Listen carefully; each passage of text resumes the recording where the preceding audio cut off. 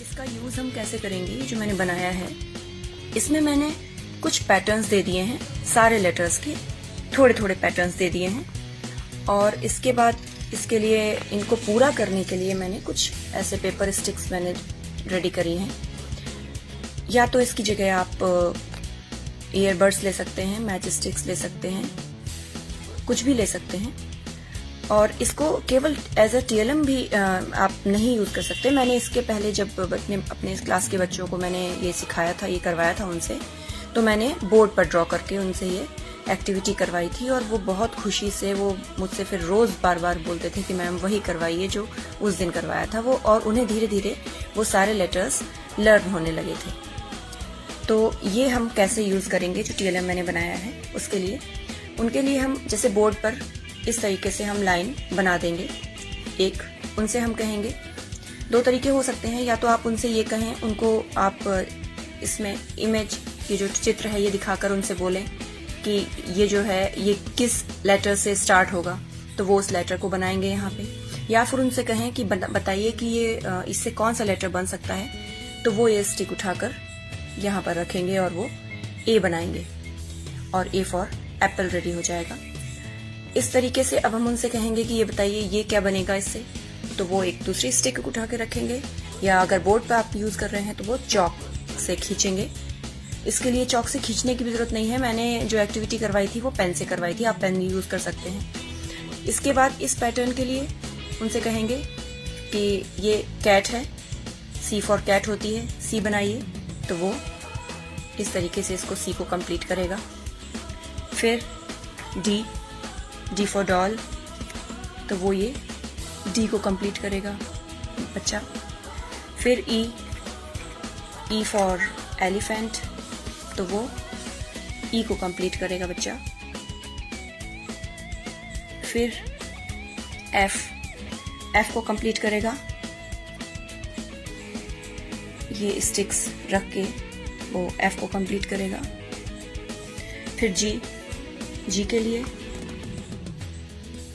इस तरीके से वो जी को कंप्लीट करेगा। एच,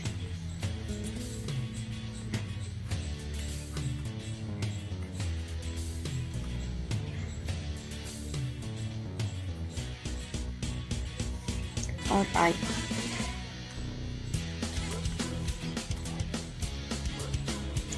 इस तरीके से वो जब रेगुलर वे में आप उससे ये एक्टिविटी करवाएंगे तो वो इनको ना सिर्फ बड़ी इंटरेस्टिंग तरीके से वो उनको करेगा, और बल्कि उसको याद भी रखेगा कि मैंने कौन से पैटर्न के लिए क्या यूज किया था और उससे क्या फॉर्म हुआ था, और उसके बाद कौन सा चित्र निकलकर सामने आया था।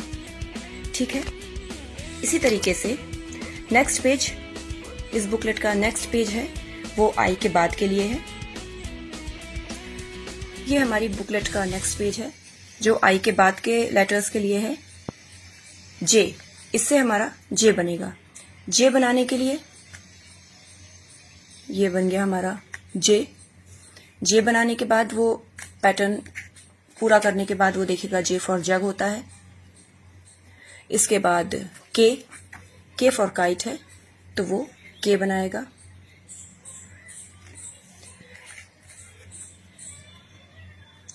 एल के लिए एल बनाएगा। और इसी तरीके से वो सारे पैटर्न्स जो हैं एम,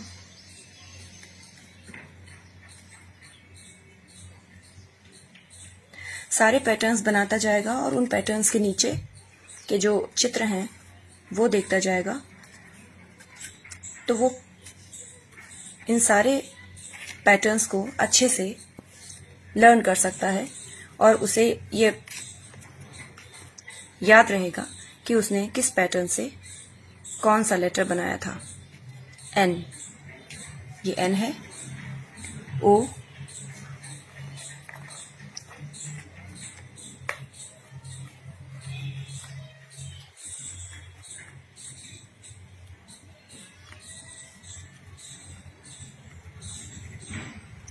ओ, इसी तरीके से पी,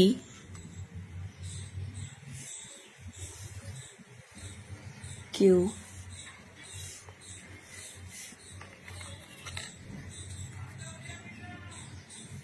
आर। देख रहे हैं, इस तरीके से वो सारे पैटर्न्स इस टीएलएम के द्वारा देख सकेगा और इन पैटर्न्स के नीचे इनके सारे O for Q for queen, R for rose, ये सब लगे हुए हैं। इसके बाद नेक्स्ट पेज पर बचे हुए पैटर्न हैं। S, ये S का पैटर्न है, S फॉर शिप। ये T का पैटर्न है, T फॉर टेडी। U का पैटर्न, U का पैटर्न, U ऐसे बनेगा। V के पैटर्न के लिए मैंने एक डॉट रखा हुआ है, इसमें वो डॉट पर ही 2 स्टिक्स रखेगा और V बना देगा इस तरीके से। फिर W, ये X का पैटर्न है। Y का पैटर्न, Y में सिंगल लाइन एक स्टिक रखेगा और ये Z का पैटर्न है।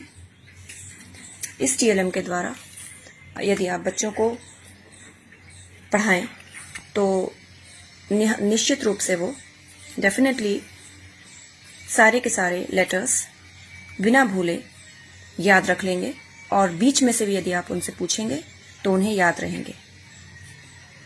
इसके अलावा इन्हें आप आजकल जो लॉकडाउन के टाइम क्लासेस चल रही हैं, इसके लिए मैं आप उनको वर्कशीट में भी काम दे सकते हैं, वर्कशीट के रूप में।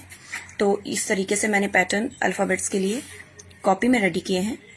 तो ये पैटर्न आप उन्हें देकर और उनसे उनकी कॉपी में काम ले सकते हैं, उनसे करवा सकते हैं काम। ए का pattern B, C, D, E, F, G, H, I, J, K, L, M, N, O, P, Q, R, S, T, U, V, W, X, Y, Z, ये सारे पैटर्न इसमें लिखे हुए हैं। Thank you.